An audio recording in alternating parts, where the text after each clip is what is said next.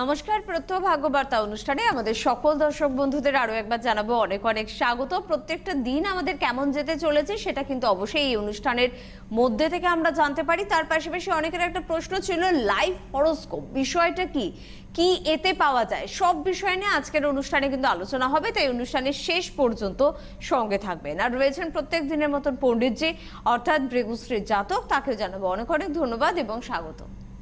নমস্কার।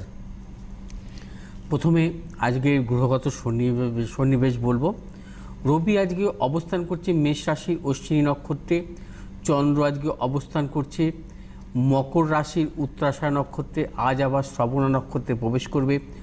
মঙ্গল আজকে অবস্থান করছে মকর রাশির শ্রবণা নক্ষত্রে, বুধ আজকে অবস্থান করছে মীন রাশির উত্তর ভাদ্রপদ নক্ষত্রে, বৃহস্পতি আজকে অবস্থান করছে মকর রাশির উত্তরাষাঢ় নক্ষত্রে, শুক্র আজকে অবস্থান করছে বৃষ রাশির রোহিণী নক্ষত্রে, শনি আজকে অবস্থান করছে মকর রাশির উত্তরাষাঢ় নক্ষত্রে, রাহু আজকে অবস্থান করছে মিথুনের আদ্যা নক্ষত্রে, কেতু আজকে অবস্থান করছে মূলা নক্ষত্রে অর্থাৎ ধনুতে।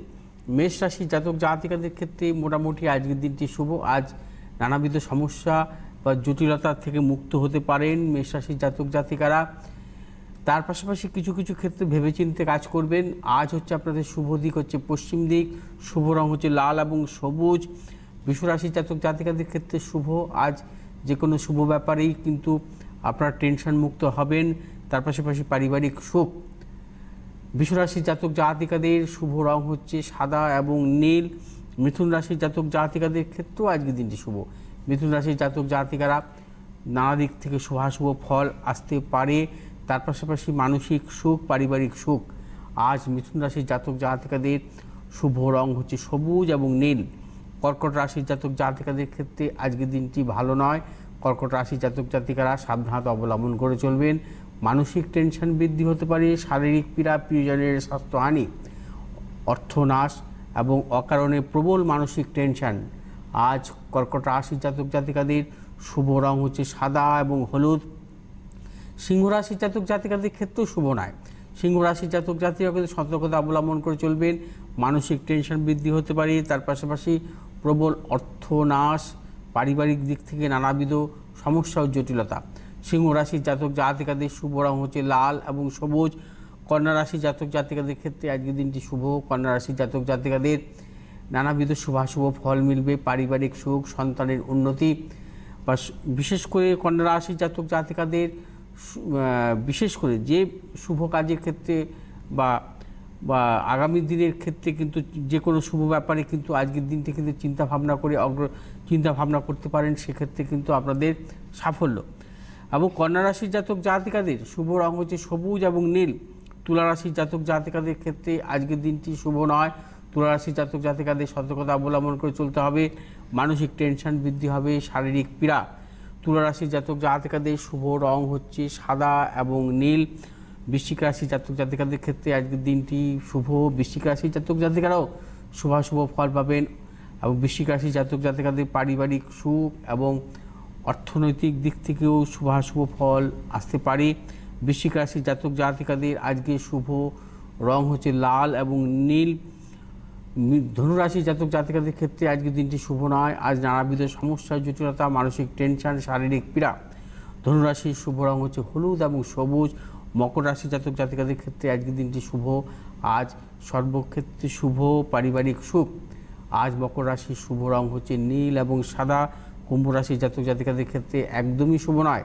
কুম্ভ রাশির জাতক জাতিকাদের সতর্কতা অবলম্বন করতে হবে। মানসিক টেনশন বৃদ্ধি, শারীরিক পীড়া।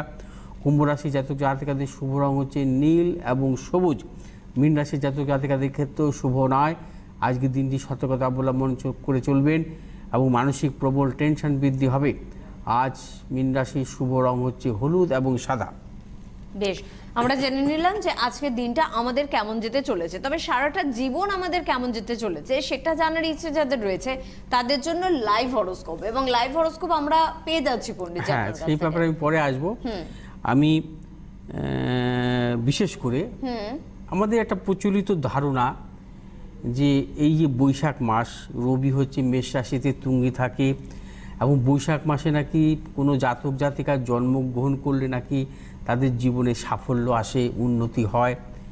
এবং বৈশাখ মাসের সত্যি সত্যি তাই বৈশাখ মাসে এমন বহু জাতক জাতিকা আমাদের ভারতবর্ষ তথা পৃথিবীতে জন্মগ্রহণ করেছেন, তারা শ্রেষ্ঠ হয়েছেন। আমি শুধু বৈশাখ মাস বলবো না, এবং প্রত্যেক মাসের জাতক জাতিকাও শ্রেষ্ঠ হয়েছেন, তবে বিশেষ করে বৈশাখ মাসে জাতক জাতিকারা মূলত যারা জন্মগ্রহণ করেছেন এবং শ্রেষ্ঠ হয়েছেন অনেকেই। কবিগুরু রবীন্দ্রনাথ ঠাকুর আছেন, সত্যজিৎ রায়, বি.আর. আম্বেদকর, মান্না দে প্রমুখ। এর পাশাপাশি কিন্তু কখনোই যে বৈশাখ মাসে জাতক জাতিকাদের জীবনে সাফল্য আসে, অন্যান্য মাসে জাতক জাতিকাদের সাফল্য আসে না, এটা সম্পূর্ণভাবে ভুল ধারণা। তা সত্ত্বেও আমি কিছু কিছু ছক আমি এই বৈশাখ মাসে আলোচনা করব, এবং তাদের জন্মগ্রহণ করেছেন এবং যারা জীবনে শ্রেষ্ঠ হয়েছেন সেই সমস্ত জন্মছক নিয়ে আমি আলোচনা করব। 14ই এপ্রিল ছিল, অর্থাৎ নববর্ষের দিন হচ্ছে বি.আর. আম্বেদকরের জন্মদিন ছিল। বি.আর. আম্বেদকরের জন্মদিন উপলক্ষে আমি গতকাল অর্থাৎ 14ই এপ্রিল আমি অনুষ্ঠানটি করতে পারিনি, আজকে করছি। এবং এই 14ই এপ্রিল আম্বেদকরের জন্মছক নিয়েও আলোচনা করব। তার আগে আমি আম্বেদকরকে নিয়ে কিছুটা কথা বলবো। আচ্ছা, আমরা কথায় বলি শূন্য থেকে শুরু। ভীমরাও রামজি আম্বেদকর বা বাবা সাহেব আম্বেদকরের জীবন আসলে তারই, কিবা তার চেয়েও বেশি। শূন্যের থেকে কম অবস্থা থেকে শুরু করে তার জীবন। যখন সে মহাজীবনে সমাপ্ত হলো তখন আর 100 বলা যাবে না, 300 বলা যায়, 500 বলা যায়। আমরা অনেক দরিদ্র মেধাবী মানুষের জীবন দেখেছি, পড়েছি, কিন্তু সেসব জীবনীর সঙ্গে বাবা সাহেব আম্বেদকরের জীবনীর কোনো তুলনা হয় না। কারণ শুধু দারিদ্র্য নয়, অস্পৃশ্যতা নিরক্ষরতার বিরুদ্ধে তাকে লড়তে হয়েছে। আসল নাম ভীমরাও রামজি সকপাল, জাতিতে মহর। এই জাতিকে তখন অস্পৃশ্য জাতি বলা হতো। স্কুলে ভীমরাওয়ের ছোঁয়া এড়িয়ে চলতো সবাই। তখন বস্তু হতো সবার শেষে আলাদা। এমনকি জল খেয়ে তাকে মগ থেকে জল ঢেলে দিত স্কুলের পিয়ন, সে তো ছোঁয়া বাঁচিয়ে। স্কুলের এক স্যার জানতেন এই দলিত ছেলেটি মেধাবী। ওই স্যারের পদবি ছিল আম্বেদকর। তিনি তার প্রিয় ছাত্রকে তার পদবি ব্যবহার করতে পরামর্শ দেন। সে অস্পৃশ্য, তাকে ছুলে যে অন্য ছাত্রদের এমনকি শিক্ষকদেরও জাত যাবে, তাই অন্যান্য ছাত্রদের সাথে নির্দিষ্ট বেঞ্চে না বসে তাকে ক্লাসের এক কোণে মেঝেতে বসতে দেওয়া হতো। খাতায় কিছু লিখে বা অঙ্ক কষে মাস্টারমশাই দেখাতে এলে তিনি খাতাতে স্পর্শ করতেন না। মাস্টারমশাইয়ের মুখে শুনে নিজে নিজেই সংশোধন করে নিত সে। কিন্তু ওই স্কুলের একজন সহৃদ শিক্ষক ছিলেন। তিনি প্রতিদিন ওই ছোট্ট ছেলেটির ওপরে সমাজের অত্যাচার দেখে খুব দুঃখ পেলেন এবং এক বুদ্ধি বের করলেন। ওই শান্ত ভদ্র বুদ্ধিমান ভীমরাওয়ের নামের সঙ্গে নিজের আম্বেদকর পদবিটি জুড়ে দিলেন। সেই থেকে নিচু জাতের সকপাল পদবি ত্যাগ করে ভীমরাও হলেন ভীমরাও আম্বেদকর।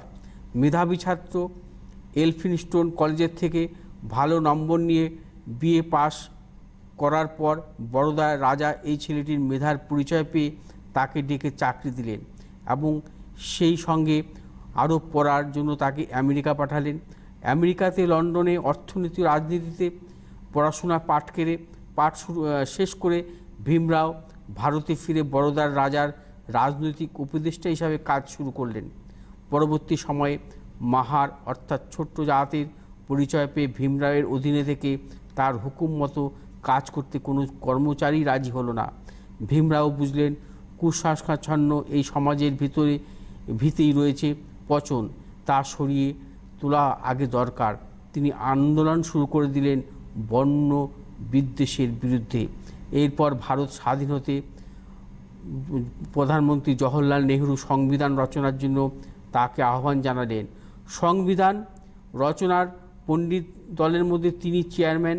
প্রায় 2 বছর ধরে লেখা হলো ভারতীয় সংবিধান। চালু করা হলো 26শে নভেম্বর 1949 থেকে। আম্বেদকর স্বাধীন দেশের আইনমন্ত্রী হিসাবে হিন্দু আইনের বেশ কিছু সংশোধন আনলেন, কিন্তু অন্যেরা বিরোধিতা করার তার আনা হিন্দু আইনের বিল পাশ না করে আটকে দেওয়া হলো। প্রচণ্ড অপমানিত হয়ে ডক্টর আম্বেদকর পরিত্যাগ করলেন আইনমন্ত্রীর পদ। এইভাবে লাঞ্ছিত ও উপেক্ষিত হতে হতে তিনি বুঝতে পারলেন দেশ স্বাধীন হোক আর পরাধীন থাকুক, তার মত অস্পৃশ্য দলিতদের অবস্থা সেই একই। তবুও তিনি হতাশ না হয়ে প্রতিবাদের ভাষা খুঁজতে লাগলেন। শেষে 1956 সালের 14 অক্টোবর অনুগামীদের নিয়ে ভীমরাও আম্বেদকর হিন্দু ধর্ম ত্যাগ করে বৌদ্ধ ধর্ম গ্রহণ করলেন। বৌদ্ধ ধর্মের ক্ষমা ও প্রেমের মন্ত্রে জুড়িয়ে গেল দীর্ঘ অপমানের দগ্ধকে ক্ষতস্থান। 1956 সালের 6 ডিসেম্বর গভীর রাতের ঘুমের মধ্যেই অমৃতলোকে যাত্রা করলেন তিনি।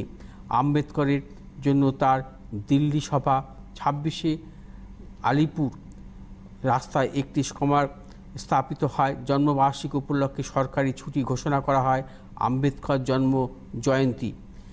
তার মরণোত্তর 1990 সালে ভারতের সর্বোচ্চ উপাধি ভারতরত্ন দেওয়া হয়েছিল। তার সম্মানে বহু সরকারি প্রতিষ্ঠান নাম করা হয়। আচ্ছা, এই যে আম্বেদকরের জন্মছক নিয়ে আমি মূলত একটু আলোচনায় আসব। ওনার জন্ম হচ্ছে 14 এপ্রিল 1891 সাল 5:26 AM মহারাষ্ট্রে জন্ম, মাহুরের। আচ্ছা, ওনার মীন লগ্ন, মিথুন রাশি। মীন লগ্নের দ্বিতীয় রবি বুধ, অর্থাৎ রবি হচ্ছে ওনার তুঙ্গি, এবং তৃতীয় মঙ্গল রাহুযুক্ত অবস্থায়, চতুর্থে চন্দ্রের অবস্থান, ষষ্ঠভাবে শনি বকরি, সপ্তম অষ্টম নবমভাবে কেতুর অবস্থান এবং দ্বাদশভাবে শুক্র বৃহস্পতির অবস্থান। আমি জন্মছকে বিশেষ বিশেষ কিছু কিছু শুভ শুভ দিক নিয়ে আলোচনা করব। ওনার জন্মছকে দেখুন, ভাগ্যপতি মঙ্গল স্বক্ষেত্রে দৃষ্ট, অর্থাৎ মঙ্গলের স্বক্ষেত্রে দৃষ্ট, অর্থাৎ ভাগ্যপতি মঙ্গল স্বক্ষেত্রে দৃষ্ট এবং ভাগ্যপতি অধিপতি কারক গ্রহ ভাগ্যপতি মঙ্গল স্বক্ষেত্রে দৃষ্ট এবং রাহু ওনার তৃতীয় অবস্থান করছে। তৃতীয় রাহু তুঙ্গি অবস্থান করছে। এই রাহু হচ্ছে শুক্রের ভাবে অবস্থান করছে এবং এই শুক্র কিন্তু বৃহস্পতি যুক্ত অবস্থায় আছে। আবার কেতু হচ্ছে অবস্থান করছে ভাগ্যস্থানে। এই কেতুও কিন্তু তুঙ্গি। এই কেতু তুঙ্গি, তার পাশাপাশি কেতুর অধিপতি কারক গ্রহ হচ্ছে মঙ্গল, সেই মঙ্গলও কিন্তু স্বক্ষেত্রে দৃষ্ট। এই যোগটিকে বলা হয়, এই ধরনের যোগকে বলা হয়, আমরা মোটামুটি জানি এই ধরনের শুভাশুভ যোগ হচ্ছে পারিজাত যোগ বলা হয়। এই পারিজাত যোগে ওনার হচ্ছে জন্ম। তার পাশাপাশি পঞ্চমপতি কারক গ্রহ হচ্ছে চন্দ্র। এই পঞ্চমপতি চন্দ্রের উপরে বৃহস্পতি পঞ্চম দৃষ্টি। ওনার জন্মছকে রবি বুধের বুধাদিত্য যোগ এবং শুক্র এবং শনির গুরু শৌরী যোগ, বৃহস্পতি এবং শনির একতার যোগ। শনি হচ্ছে শনির ভাবে বৃহস্পতির অবস্থান এবং বৃহস্পতি শনিকে সপ্তম দৃষ্টি দিচ্ছে, অর্থাৎ একে বলা হয় প্রবল একতার যোগ। বৃহস্পতি শনি দ্বারা গুরু শৌরী যোগ, বৃহস্পতি শনি দ্বারা একতার যোগ।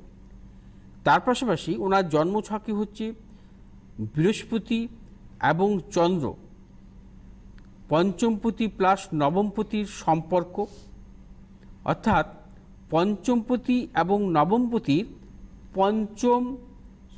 পঞ্চমপতির ওপরে বৃহস্পতির হচ্ছে পঞ্চম নবম সম্পর্ক। এই ধরনের যোগকে বলা হয়, অর্থাৎ বৃহস্পতি এবং চন্দ্রের যদি পঞ্চম নবম যোগ থাকে এটাকে বলা হয় অধিযোগ। এবং দশমপতির দশমে কেতু। আমি প্রথমে বলেছি যে আবার দেখা যায় যদি দশমপতির দশমভাবে, বিশেষ করে ওনার দশমপতি কারক গ্রহ হচ্ছে বৃহস্পতি। দশমপতি কারক গ্রহ হচ্ছে বৃহস্পতি। বৃহস্পতির দশমভাবে হচ্ছে কেতু তুঙ্গি। যদি কোনো জাতক জাতিকার যদি দশম ভাবের দশমপতি দশম ভাবে যদি গ্রহ থাকে তাকে আমরা গৌরিক যোগ বলি।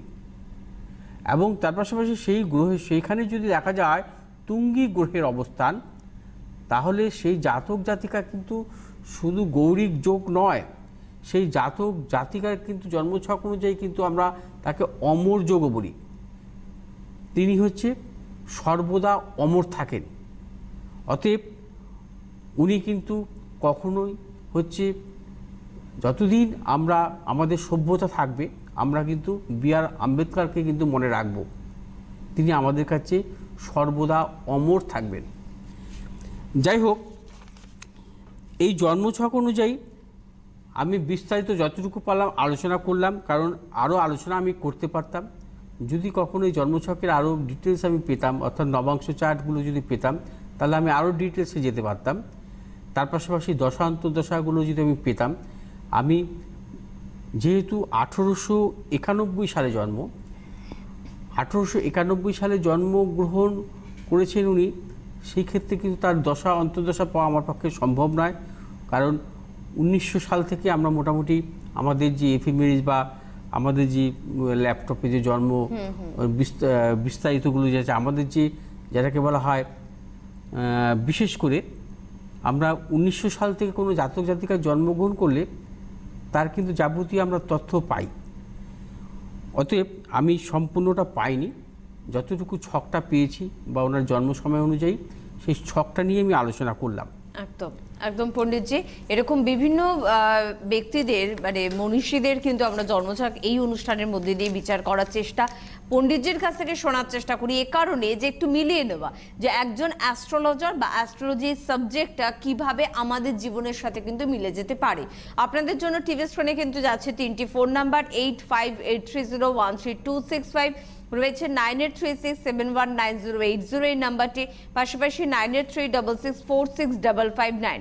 এই 3টি ফোন নাম্বারে আপনারা কিন্তু যোগাযোগ অবশ্যই করতে পারেন। অনলাইনে কিন্তু প্রেডিকশন আপনারা পেতে পারেন। এবং এই লকডাউনের মধ্যে যারা বাড়িতে বসে রয়েছেন, আমরা প্রত্যেকেই বাড়িতেই থাকার চেষ্টা করছি, তো বাড়িতে থেকে চেম্বার বন্ধ যেহেতু পণ্ডিতজি, বাড়িতে থেকে বন্ধুরা আপনার সাথে যোগাযোগ করতে পারে এবং অবশ্যই নিজেদের জন্মছক বিচার করতে পারে। অবশ্যই দেখুন, লকডাউন তো চলছে এখন আমরা আমাদের কাছে বিস্তর সময়।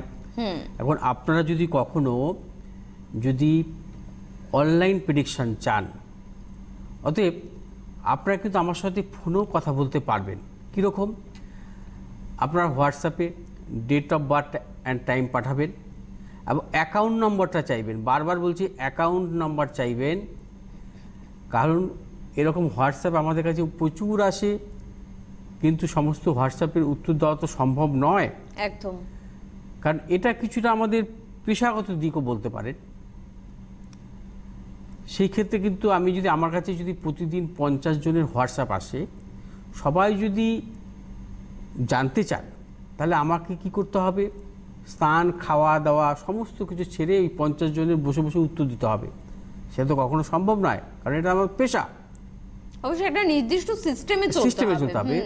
আপনারা যারা হোয়াটসঅ্যাপে ডেট অফ বার্থ টাইম পাঠাবেন এবং অ্যাকাউন্ট নম্বর চাইবেন, সে অ্যাকাউন্ট নম্বর আমি দিয়ে দেবো। সেটা বিভিন্ন রকম সুবিধা আছে। সেটা হচ্ছে আপনি অনলাইন পেমেন্ট করতে পারবেন, গুগল পে করতে, যাবতীয়। যাই হোক, সেই ক্ষেত্রে আপনাদের ডেট অফ বার্থ টাইমটা দেওয়ার পর আমি যে প্রেডিকশানটা তৈরি করব বা যে ছকটা তৈরি করব এবং ডিটেলস ছক তৈরি করে তার প্রেডিকশন সহ আপনাকে হোয়াটসঅ্যাপেই পাঠিয়ে দেবো বা ইমেলেই পাঠিয়ে দেবো। এবং পরবর্তীকালে আপনি হার্ড কপিটা নিতে পারবেন after lockdown, by post, courier বা হাতে হাতে যে কোনো চেম্বার, যেখান থেকেও নিতে পারেন। এবং এই যে আপনার যে জন্মছকটা আমি তৈরি করব, এই ছকটা অনুযায়ী কিন্তু আপনি আমার সাথে ডাইরেক্ট টেলিফোনে কথা বলতে পারবেন। আপনার কথা বলার সময় চেম্বারে এসে, যেমন অনেকেই আসেন, আমি 15 মিনিট 20 মিনিট সময় দিই, আপনি 20 মিনিটই সময় পাবেন টেলিফোনে কথা বলার। 20 মিনিটই সময় পাবেন, তার বেশি ছাড়া কম পাবেন না। আপনার যাবতীয় প্রশ্ন সব করতে পারবেন। আমি যে টাইমটা আপনাকে দিয়ে দেবো, ধরুন আমি টাইম দিলাম আপনার রাত 10টায়, ঠিক 10টার সময় আপনি ফোন করবেন, 20 মিনিট কথা বলতে পারবেন। বেশি কথা বলতে পারেন 20 মিনিটের, তার কম যে আপনি আপনার ফোন আমি কেটে দেবো সেটা নয়। আপনি আপনার সম্পূর্ণভাবে বিচার বিশ্লেষণ সহ এবং আপনার যাবতীয় যা প্রশ্ন সমস্ত কিছুরই উত্তর দেওয়া হবে এবং টেলিফোনে। বারবার বলছি, এটা কিন্তু হচ্ছে সম্পূর্ণ বিনে পয়সায় নয়, যেটা আপনারা অনেকেই মনে করেন। এভাবে বারবার কিন্তু আমাকে কিন্তু অনেক ক্ষেত্রে কিন্তু আপনারা ডিস্টার্ব করেন অনেকেই, কারণ এটা কিন্তু আমার পেশা। অনেকেই আছেন যারা ডেট অফ বার্থ পাঠিয়ে দিয়ে বলেন আমি ডেট অফ বার্থটা পাঠিয়েছিলেন, রাশিফলটা বলুন, আমার ভাগ্যটা বলুন, এই ধরনের প্রশ্ন করেন। একদম এটা হবে না, এটা কিন্তু কারণ চেম্বারে গেলেও কিন্তু আমাদের একটা ভিজিট দিতে হয় এবং সেটা মাথায় রাখতে হবে। আর আমি তাও বলছি আপনাকে, ভিজিট চেম্বারের যা ভিজিট, সেই ভিজিটই আমি এক্সট্রা কিছু নিচ্ছি না, এক্সট্রাও নিচ্ছি না। আপনি হোয়াটসঅ্যাপে ডেট অফ বার্থ টাইমটা পাঠাবেন, আমি ছকটা রেডি করে সঙ্গে সঙ্গে আপনাকে হোয়াটসঅ্যাপে বলে দেবো আপনি কখন ফোন করবেন। আপনার শিডিউল অর্থাৎ টাইমটাকে আমি বেঁধে দেবো, ওই সময় আপনি ফোন করবেন, আপনার প্রশ্নর সমস্ত উত্তর পাবেন এবং আপনার জন্মছকটি টোটাল আমি হচ্ছে হোয়াটসঅ্যাপে পাঠিয়ে দেবো এবং তার পাশাপাশি হার্ড কপিটা আপনি পরবর্তীকালে পেয়ে যাবেন। একদম। এবং আপনারা যদি হোল লাইফের জন্মছকও করতে চান বা হোল লাইফের যেগুলো কোষ্ঠী, সেই কোষ্ঠীটাও আমি করে দেবো। এই লকডাউন পিরিয়ডে আপনি করে নিতে পারবেন। সেই ক্ষেত্রে এই হোল লাইফ কোষ্ঠীর ক্ষেত্রে কিন্তু একটু চার্জ বেশি, সেটা রোল কোষ্ঠী হবে 20 ফুট এবং এটা ফাইল কোষ্ঠী হবে। রোল কোষ্ঠীটা আগে আমরা দেখবো। দেখুন, এটা রোল কোষ্ঠী এক্ষুনি আপনাদের দেখানো হবে, এটা শুরু। এবং এই রোল কোষ্ঠীও কিন্তু আপনারা বানাতে পারেন। লকডাউনে যারা বাড়িতে রয়েছেন, এই সময় বিস্তর সময় আপনাদের হাতে রয়েছে। চেম্বার বন্ধ থাকলেও পণ্ডিতজির সাথে যোগাযোগ করার ইচ্ছেটা এবার মিটিয়ে ফেলতে পারেন। আপনার ছেলে মেয়ে বা আপনার নিজের জন্মছক এভাবে রোল কোষ্ঠীর মধ্যে দিয়ে তৈরি করতে পারেন।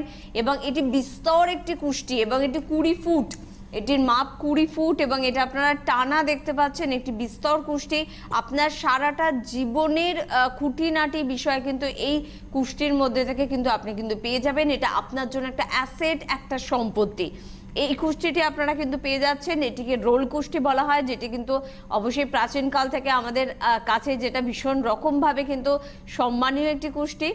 এবং এর পাশাপাশি আরেকটি কুষ্টিও আপনারা পেয়ে যাবেন, সেটা আমরা পরবর্তী সময় দেখাবো। তবে বলবো ভিজিট হচ্ছে 2000 টাকা এবং যারা কুষ্টি করাতে চাইবেন তাদের জন্য 4500 টাকা কিন্তু অবশ্যই আপনাদের কিন্তু দিতে হবে। কারণ কি, কারণ এই ধরনের হাতে রোল কুষ্টি কিন্তু আপনি বর্তমানে পাবেন না। কারণ এখন অনেকেই যেগুলো করছেন সেগুলো হচ্ছে কম্পিউটারাইজড, অর্থাৎ কম্পিউটারে প্রিন্ট করে আপনাকে ছেড়ে দিচ্ছে। কিন্তু এই ধরনের হাতে রোল কুষ্টি সম্পূর্ণ আমি জানি না কেউ দেয় কিনা বা করে কিনা, এবং এটা আমাদের কাছে খুব বড় অ্যাসেট। 20 ফুট লম্বা এখন পাবেন কিনা কোথাও আমি জানি না, তবে আমি করছি। এবং এটা আবার ফাইল আকারও পাবেন। এটা হচ্ছে ফাইল। এই যে দেখুন, এটা যেটা আমার হাতে রয়েছে এটা ফাইল কুষ্টি। এটা কিন্তু আপনি এভাবেও কিন্তু পাবেন, যেমন প্রীতম সরকার তার কুষ্টিটি দেখানো হচ্ছে। এরকম ভাবে কিন্তু প্রচুর পৃষ্ঠা কিন্তু রয়েছে এবং এতগুলো পৃষ্ঠার কিন্তু আপনারা কিন্তু পেয়ে যাচ্ছেন কিন্তু এই কুষ্টিটি। এটাও কিন্তু আমাদের কাছে ভীষণ গুরুত্বপূর্ণ। সারা জীবনের আপনার জীবনের অঙ্ক এতে কিন্তু লেখা থাকবে এবং এটা ভীষণ গুরুত্বপূর্ণ। অনেকে রোল আকারও চান, রোল কুষ্টি, অনেকে ফাইল আকারও চান। ফাইল আকারও চান। সেটা হচ্ছে আপনি একই জিনিস, এটা যেমন 20 ফুট লম্বা, এটাও ঠিক তেমন 20টা পাতা হবে, সেভাবেই 20 পাতার উপরে করা হয়। এবং এই টোটাল হাইট আছে 1 ফুটের মতন পাতাগুলো। একদম হ্যাঁ, এরকম 20টা পাতার মধ্যে সমস্ত কিছু আপনার স্বরবর্গ, জন্ম চার্ট প্লাস ত্রিপাপ চক্র সব পাওয়া যাবে। সমস্ত কিছু, প্রেডিকশন, হ্যাঁ সমস্ত কিছু আপনি পাবেন। তাই অনলাইনে যোগাযোগ করুন, হোয়াটসঅ্যাপে যোগাযোগ করুন এবং অবশ্যই ভিজিটের কথাটা কিন্তু মাথায় রাখবেন। এটা আমাদের তরফ থেকে আপনাদের কাছে রিকোয়েস্ট, ভিজিট দিয়েই কিন্তু আপনি আপনার জন্মছক হাতে পাবেন। অনেক অনেক ধন্যবাদ পণ্ডিতজিকে, ধন্যবাদ অবশ্যই আপনাদের। ভালো থাকবেন, নমস্কার।